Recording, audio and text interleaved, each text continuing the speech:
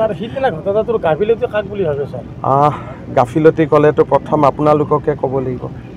আৰম্ভণিটো যেতিয়া আমি টিভিত যেতিয়া চাই আছিলোঁ, আপোনালোকে যি ধৰণে মানুহৰ সাক্ষাৎকাৰ লৈ আছিলে, আৰম্ভণিটোতো আপোনালোকৰ পৰাই হোৱা বুলি ক'ব লাগিব। ৰাইজে মই ক'লোঁ নহয়, প্ৰথম এইটোকে ক'ম যে আপোনালোকে যদি মানুহক মাতি মাতি আনি ইণ্টাৰভিউ নল'লেহেঁতেন, ঘটনা নঘটিলেহেঁতেন।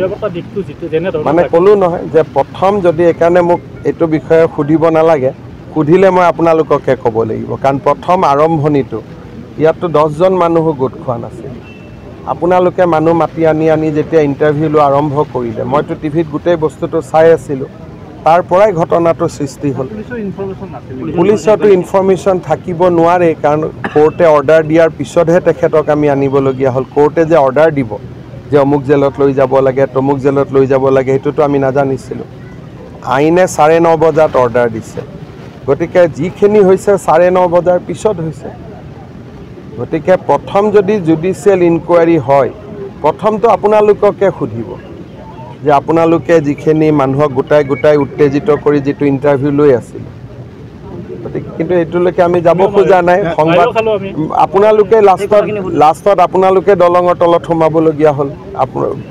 আপোনালোকৰেও শিলৰ পৰা আপোনালোকেও নিৰাপত্তা নোপোৱা হ'ল, আপোনালোকৰ গাড়ীও জ্বলাই দিলে। সেইকাৰণে মই ভাবোঁ যে এতিয়া আমি কোন দোষী কোন নিৰ্দোষী যোৱাৰ কাৰণে মেজিষ্ট্ৰেট ইনকুৱাৰী হ'ব, তেওঁ চাব। কিন্তু প্ৰথম অৱস্থাততো ইয়াত একো নাছিলে। গতিকে গোটেইখিনি আপোনালোকে জানে, আপোনালোকে আৰু মোক সোধাতকৈ আপোনালোকে নিজেই জানে কি হৈছে। মানে অনুৰাগীসকলক গমটো কোনে দিলে?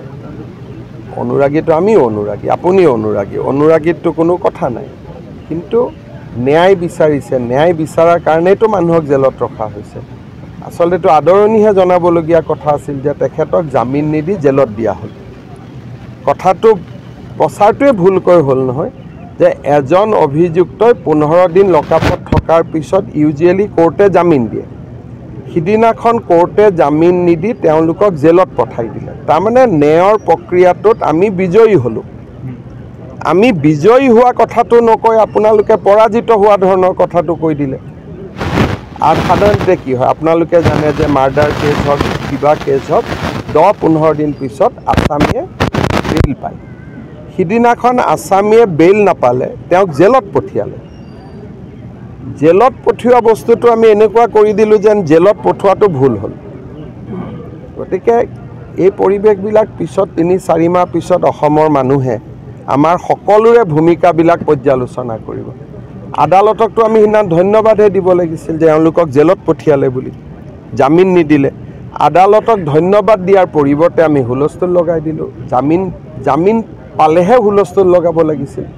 তেওঁলোককতো জামিন দিয়া হোৱা নাই, জেলতহে দিছিলে। আৰু জেলত আহোঁতে আমি ভালহে পাব লাগিছিল ন্যায় বিচৰা মানুহখিনিয়ে, যে এওঁলোকক আদালতে জেলত নিক্ষেপ কৰিছে। কিন্তু গোটেই অসমতে কথাটো এনেকৈ উলিয়াই দিলে। আমাৰ ডেকা ল'ৰাবিলাকতো আপোনালোকে জানে আৱেগিক হৈ আছিলে। সেইকাৰণে ডেকা ল'ৰাখিনিক আমি কেনেকৈ পৰিচালনা কৰিম আমাৰ ওপৰত নিৰ্ভৰ কৰে। আৱেগিকটো আমি কৰিব পাৰিম, কিন্তু আজি যি 2জন ল'ৰা আক্ৰান্ত হৈ আছে, মাক দেউতাকৰ কষ্টটো আমিতো উত্তেজিত কৰাসকলে বুজি পোৱা নাই, মাক দেউতাকেহে বুজি পাই আছে। গতিকে ডেকা ল'ৰাখিনিক সঁচা কথা কোৱাৰ দায়িত্বটো আমাৰ হয়নে নহয়, যে ভাৰতীয় গণতন্ত্ৰত ন্যায়ৰ প্ৰক্ৰিয়াটো কেনেকৈ আগবাঢ়ে। পুলিচে ইনভেষ্টিগেশ্যন কৰে, চাৰ্জশ্বিট দিয়ে, কোৰ্টে বিচাৰ কৰে, কোৰ্টে শাস্তি দিয়ে। কিন্তু আমি মানুহখিনিক ন্যায়ৰ প্ৰক্ৰিয়াটো বুজাই দিব লাগিবনে নাই? আজিতো গাঁৱৰ ৰাইজে, তেওঁলোক কোনো, মই নাভাবোঁ যে কোনোবা কলেজৰ প্ৰফেচাৰ, কিন্তু গাঁৱৰ মানুহেতো ক'লে যে কাৰ্যপালিকা ন্যায়পালিকা তাৰ যিটো স্তৰ আছে। সিদিনাখন মইতো টিভিত দেখি আচৰিত যে মই বোলো জামিন হৈ গ'ল নেকি। মই ফোন কৰি আছোঁ, ইমান হুলস্থুল কৰি আছে, এওঁলোকক জামিন দিয়া হ'ল নেকি। পিছত গম পালোঁ জামিন দিয়া হোৱা নাই, জেলতহে দিছে। জেলত দিওঁতে আমি কিয় উত্তেজিত হ'বলগীয়া হ'ল? জামিন দিলেহে উত্তেজিত হ'ব লাগিছিলে। সেইটো নহয়, মই লাঠি চাৰ্জলৈকে যোৱাই নাই। গোটেই অসমতে যি মানুহক আমি টিভি ষ্টুডিঅ'ত বহি উত্তেজিত কৰিলোঁ, মই বাক্সালৈকে অহাই নাই, মই টিভি ষ্টুডিঅ'ৰ কথা কৈছোঁ।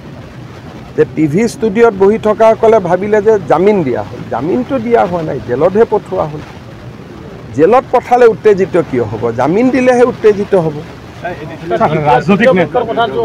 বাকী চাওক বাকী এডিশ্যনেল SP গাঁৱৰ ৰাইজেতো একো কোৱা নাই আপোনালোকে কৈ আছে সেইটোৱে পাৰ্থক্য গাঁৱৰ ৰাইজৰ যিটো পৰিৱেশ আৰু আপোনালোকৰ পৰিৱেশ দুয়োটা আকাশ পাতাল এতিয়া গাঁৱৰ ৰাইজেতো পুলিচ প্ৰশাসনক ভূয়সী প্ৰশংসা কৰি কিন্তু আপোনালোকে বেলেগ প্ৰশ্ন সুধি আছে এইটোকে যোনে মোৰ লগত ভিতৰত আছিল ভিতৰৰ পৰিৱেশটো সম্পূৰ্ণ বেলেগ আপোনালোকৰ লগত পৰিৱেশটো সম্পূৰ্ণ বেলেগ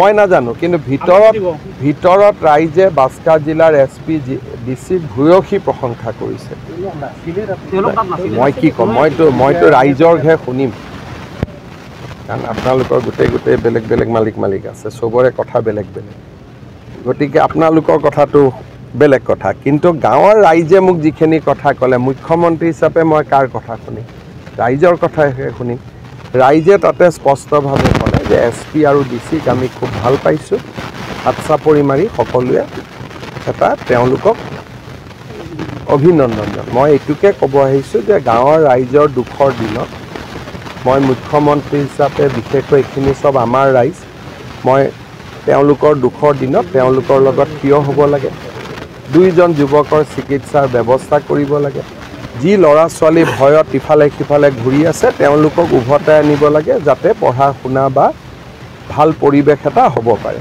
গতিকে মোৰটোক চিন্তাটো গঠনমূলক আপুনি বিচৰা বাতৰি পাব কেৱল নিউজ 18 এপত নিউজ 18 এপ ডাউনলোড কৰিবলৈ স্ক্যান কৰক এই QR কোড গুগল প্লে ষ্টৰতো পাব এই নিউজ 18 এপ